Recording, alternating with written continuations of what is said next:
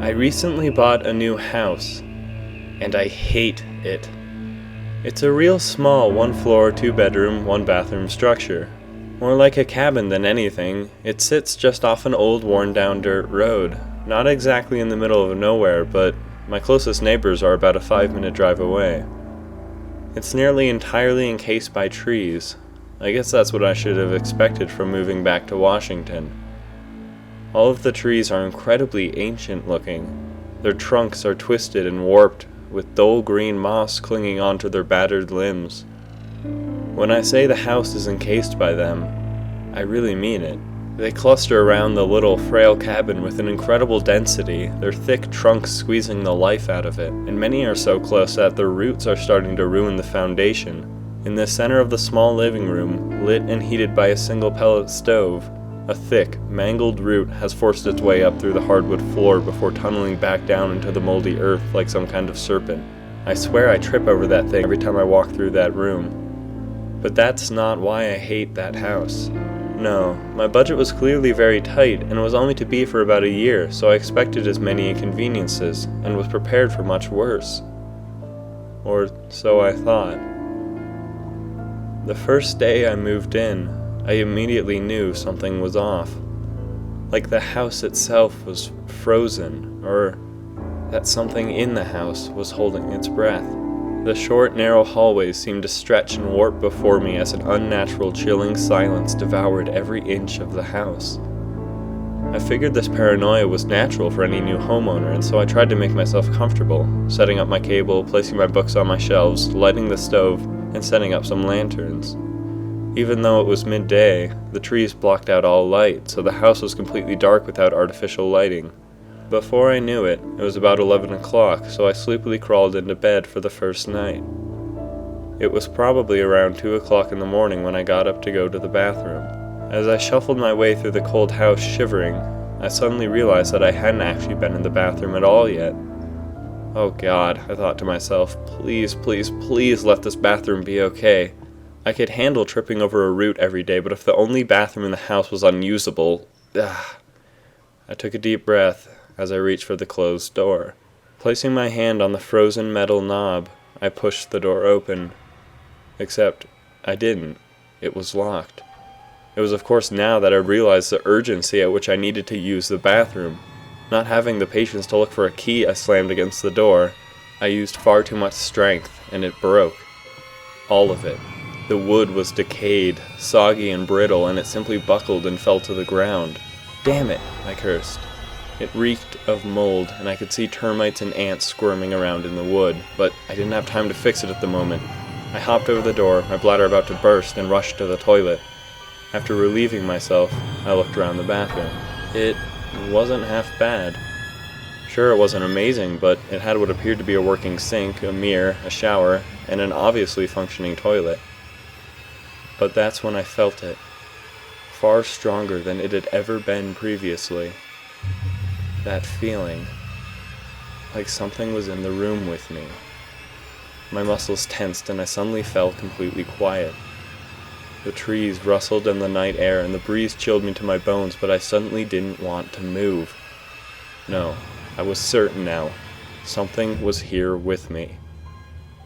My eyes flicked to the shower curtain. It was pulled over, concealing the shower. No, that was absurd. That's something a little kid would be afraid of, I told myself. There was nothing behind the damn shower curtain. You sometimes get that feeling as a kid, that surge of fear as you pull back the shower curtain, certain for a fraction of a second that something will be waiting for you behind it.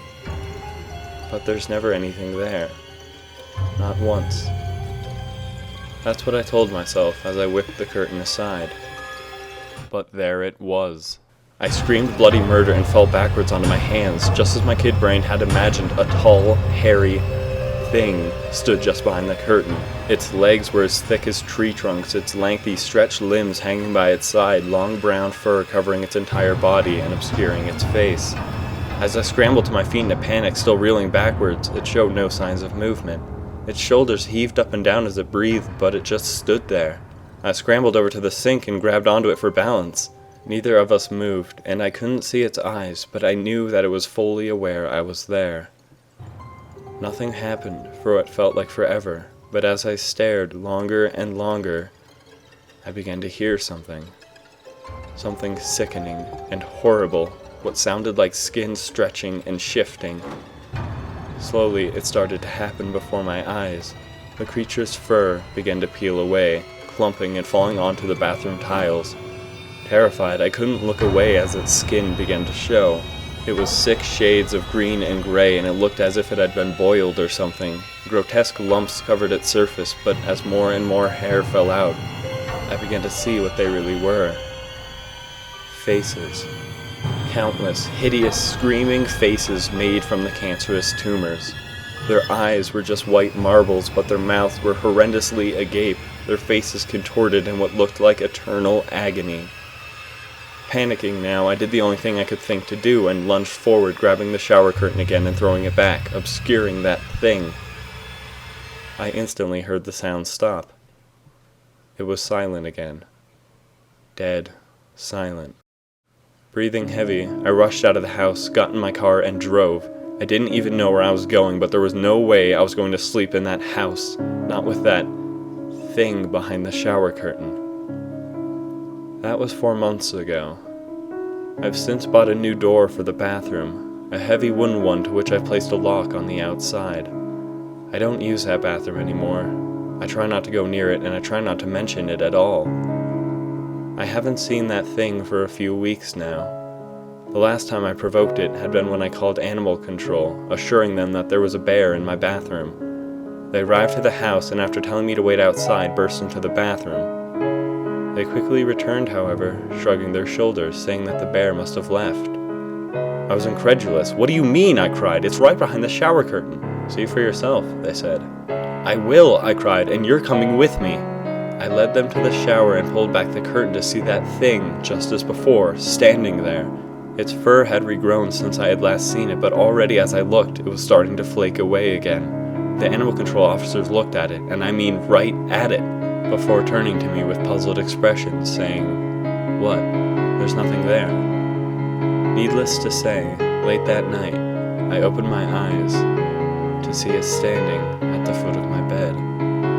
I couldn't do anything but turn away and try not to look at it, but every time I checked to see if it was still in my room, it would be standing there, breathing heavy, and I could hear its skin start to stretch. After that, I didn't try to show it to anyone else, didn't mention it ever again, and after 3 horrific, sleepless nights, I snuck one last peek, and it was gone. I'm sure it has returned to behind the shower curtain, but I'm too afraid to check. So there you are. That is why I hate this house. Living in fear of something no one else can see. I'm terrified constantly, and I said I'd never do anything to provoke it again. And yet, as I'm writing this story explaining everything, I swear I can hear the shower curtain moving.